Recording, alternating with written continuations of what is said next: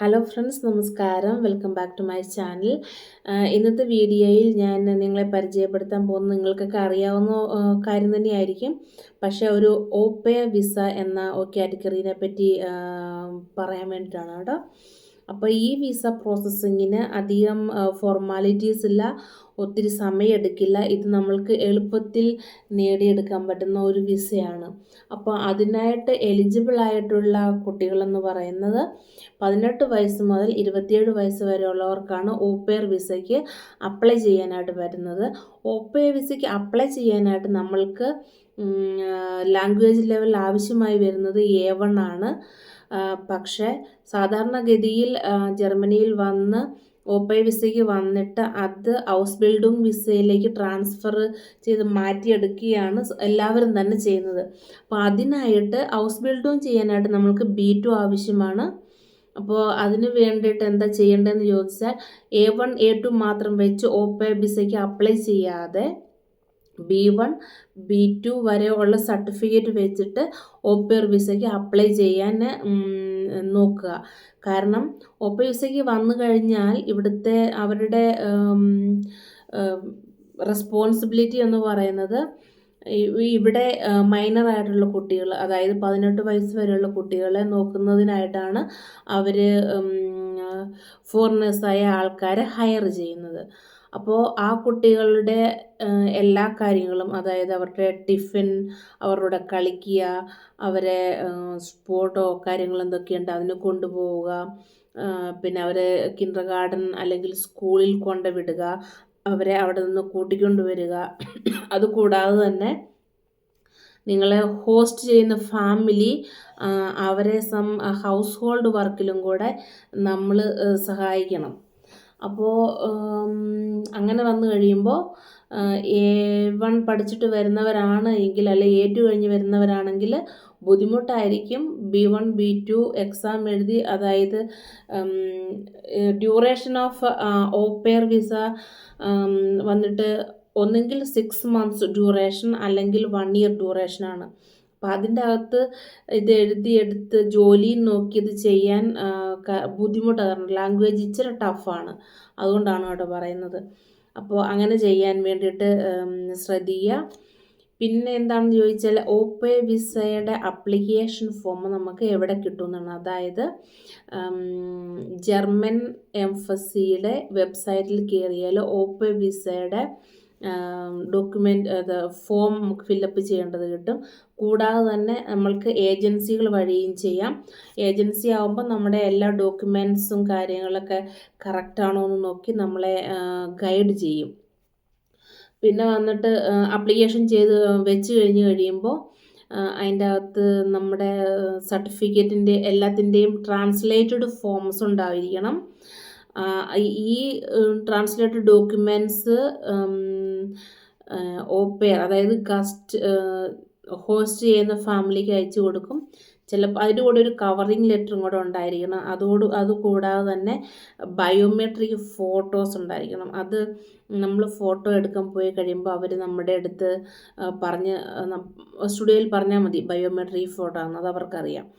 അപ്പോൾ ഇതെല്ലാം ആയിട്ടാണ് നമ്മൾ വിസയ്ക്ക് അപ്ലൈ ചെയ്യാൻ വേണ്ടി പോകുന്നത്. കൂടാതെ തന്നെ നമ്മുടെ പാസ്പോർട്ടിൻ്റെ ഇത് നോക്കണം.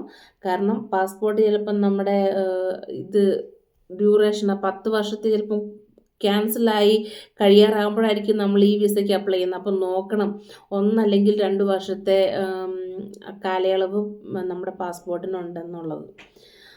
അത് കഴിഞ്ഞിട്ട് എന്താ ചെയ്യേണ്ടതെന്ന് ചോദിച്ചാൽ, പിന്നെ ഓപ്പയർ വിസയ്ക്ക് അപ്ലൈ ചെയ്യുന്ന വ്യക്തി അല്ലെങ്കിൽ കുട്ടി 12ാം ക്ലാസ് +2 കഴിഞ്ഞ ആളായിരിക്കണം. പിന്നെ ഏത് സബ്ജക്റ്റ് ആണെങ്കിലും കുഴപ്പമില്ല കേട്ടോ. പിന്നെ നമ്മൾ അപ്ലൈ ചെയ്യുന്ന ഡോക്യുമെൻറ്റ്സിൻ്റെ കൂടെ നമ്മുടെ ഒരു കവറിങ് ലെറ്ററും കൂടെ ഉണ്ടായിരിക്കണം.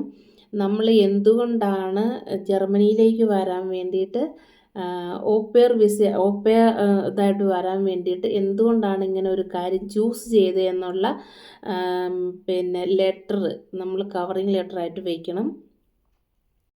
ഇതെല്ലാം കൂടി എംഫസിന്ന് ഹോസ്റ്റിംഗ് ഫാമിലിക്ക് അയച്ചു കൊടുത്തു കഴിയുമ്പോൾ അവർ ചിലപ്പോൾ ഒരു ഇൻ്റർവ്യൂവിന് നമ്മളെ വിളിക്കുന്നതായിരിക്കും.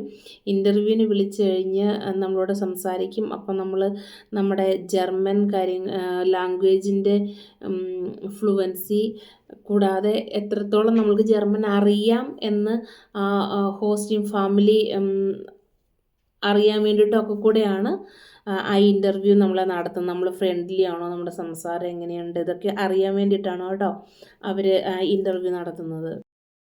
പിന്നെ ഓപ്പയ വിസയ്ക്ക് വന്നു കഴിയുമ്പോൾ ഇവിടുത്തെ ഫുഡ് അക്കോമഡേഷൻ കംപ്ലീറ്റ്ലി ഫ്രീ ആണ്. അത് ഹോസ്റ്റിംഗ് ഫാമിലിയാണ് അങ്ങനെ വരുന്ന വ്യക്തികൾക്കായിട്ട് അത് നൽകുന്നത്. കൂടാതെ ഹെൽത്ത് ഇൻഷുറൻസും ഹോസ്റ്റിംഗ് ഫാമിലി നമ്മൾക്ക് ആയിട്ട് ചെയ്തു തരും. പിന്നെ ഓപ്പയറായിട്ട് നമ്മൾ ജോലി ചെയ്യുന്ന സമയം ഒരു 6 മണിക്കൂർ 6.5 മണിക്കൂറാണ് ഡെയിലി. അപ്പോൾ നമ്മൾക്ക് ഒരു വീക്കിൽ 1.5 ദിവസം ഫ്രീ ആയിട്ട് കിട്ടുന്നതായിരിക്കും. ഇത് കൂടാതെ ഇത് ചെയ്യുന്ന സമയത്ത് തന്നെ നമ്മൾക്ക് പോക്കറ്റ് മണി പോലൊക്കെ ഒരു 200, 250, 280 യൂറോ ആ ഫാമിലി നമ്മൾക്ക് ആയിട്ട് തരുന്നതായിരിക്കും.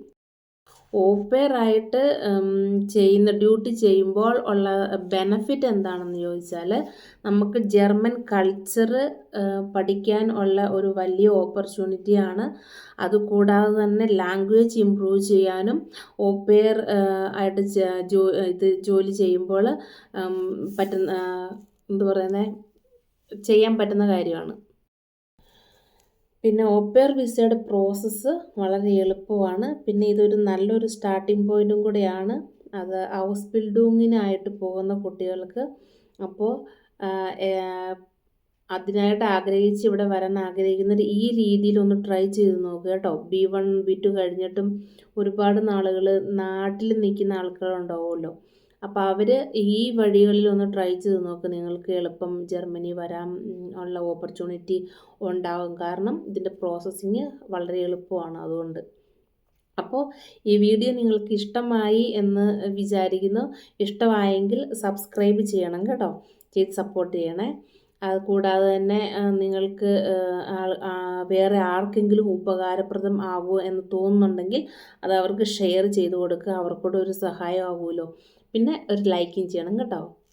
അപ്പോൾ വേറൊരു വീഡിയോ ആയി കാണുന്നത് വരെ ടാറ്റാ ബൈ.